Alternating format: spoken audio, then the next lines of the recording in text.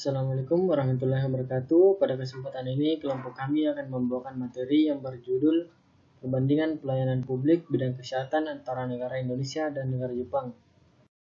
Undang-Undang Dasar tahun 1945 mengamanatkan kepada negara bahwa negara sebagai penyelenggara negara wajib melayani dan memenuhi segala kebutuhan rakyat dan penduduknya demi terlaksananya kesejahteraan rakyat. Sesungguhnya yang menjadi produk dari organisasi pemerintahan adalah pelayanan masyarakat. Pelayanan tersebut diberikan untuk memenuhi hak masyarakat, baik itu merupakan layanan sipil maupun layanan publik. Artinya, kegiatan pelayanan pada dasarnya menyangkut pemenuhan suatu hak. Ia melekat pada setiap orang, baik secara pribadi maupun berkelompok, dan dilakukan secara universal. Dalam Undang-Undang Dasar Negara Indonesia diamanatkan bahwa kesehatan merupakan salah satu aspek dari hak asasi manusia, yaitu sebagai yang tercantum dalam pasal 28H ayat 1 yang berbunyi, setiap orang berhak hidup sejahtera lahir dan batin, bertempat tinggal dan mendapat lingkungan hidup yang baik dan sehat, serta berhak memperoleh pelayanan kesehatan. Kesehatan di Indonesia bertujuan untuk meningkatkan kesadaran, kemauan, dan kemampuan hidup sehat bagi setiap orang agar dapat mewujudkan derajat kesehatan yang setinggi-tingginya sebagai perwujudan kesejahteraan umum sebagai yang dimaksud dalam pembukaan Undang-Undang Dasar tahun 1945.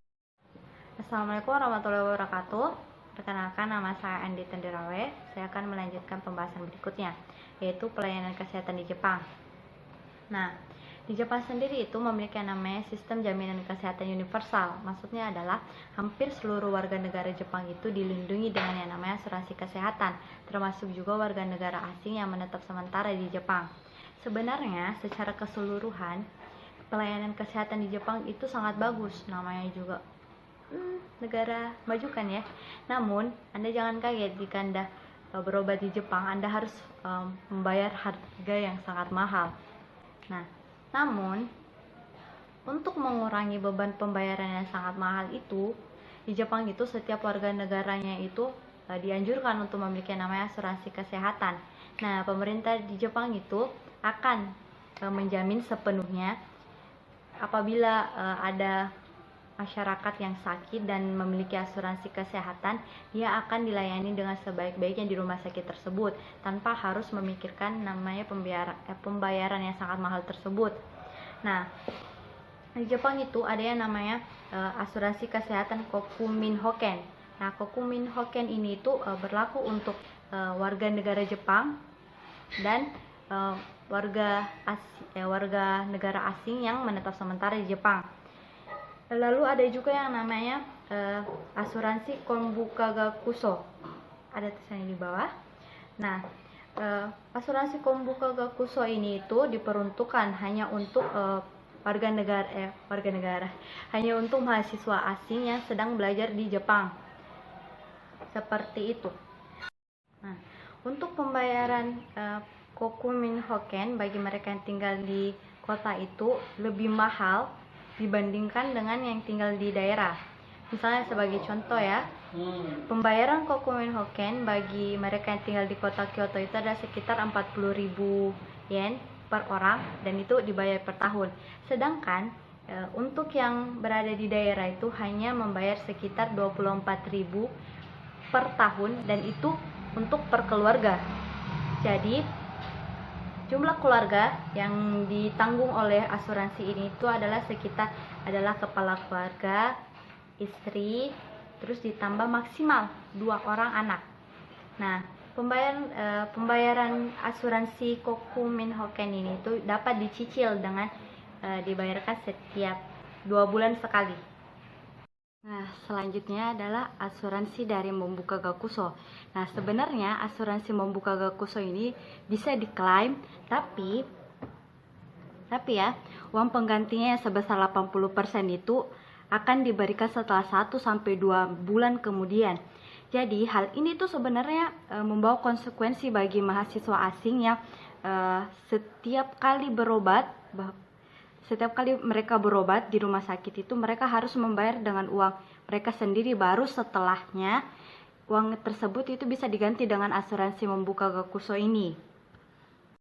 Nah, padahal ya, sekali berobat itu di Jepang untuk penyakit flu aja ya misalnya, tidak kurang dari 10.000 yen. Itu kalau dirupiahkan sekitar 1.400.000. Sedangkan kalau Anda mempunyai yang namanya kokumen hoken itu, Anda hanya membayar sekitar 1.000 yen doang. Kalau dirupiahkan itu sekitar 1.400 mungkin.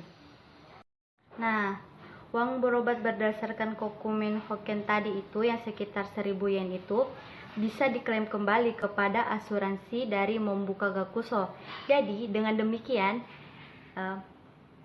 Anda yang seharusnya membayar 10.000 yen itu yang tadi untuk berobat, itu mahasiswa itu hanya membayar sekitar 200 yen. Kalau dirupiahkan sekitar 28.000 lah kayaknya.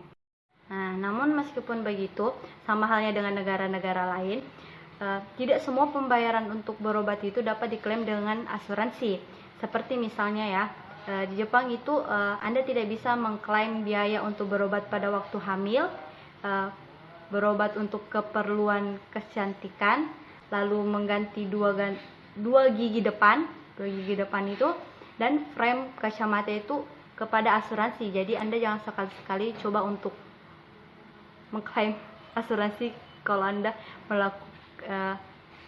melakukan pengobatan yang saya sebutkan tadi. Kesimpulan dari makalah kami, di Indonesia pelayanan kesehatan dapat diperoleh mulai dari tingkat puskesmas, rumah sakit, dokter praktek swasta, dan lain-lain. Masyarakat dewasa ini sudah makin kritis menyoroti pelayanan kesehatan dan profesional tenaga kesehatan. Masyarakat menuntut pelayanan kesehatan yang baik dari pihak rumah sakit. Di sisi lain, pemerintah belum dapat memberikan pelayanan sebagaimana yang diharapkan karena adanya keterbatasan-keterbatasan, kecuali rumah sakit swasta yang berorientasi bisnis dapat memberikan pelayanan kesehatan dengan baik. Adapun saran dari makalah kami, untuk mencapai tujuan pembangunan kesehatan nasional harus didukung oleh kerjasama dengan kemitraan antar semua pelaku pembangunan, baik pemerintah secara lintas sektor, pemerintah pusat dan daerah, badan legislatif dan yudikatif, serta masyarakat, termasuk swasta. Dengan demikian, penyelenggaraan pembangunan kesehatan dapat dilaksanakan dengan berhasil guna dan berdaya guna. Nah, itu dia tadi penjelasan-penjelasan yang setelah saya paparkan dan penjelasan-penjelasan sebelumnya yang dilakukan oleh teman-teman saya. Untuk itu, terima kasih atas partisipasinya dan terima kasih.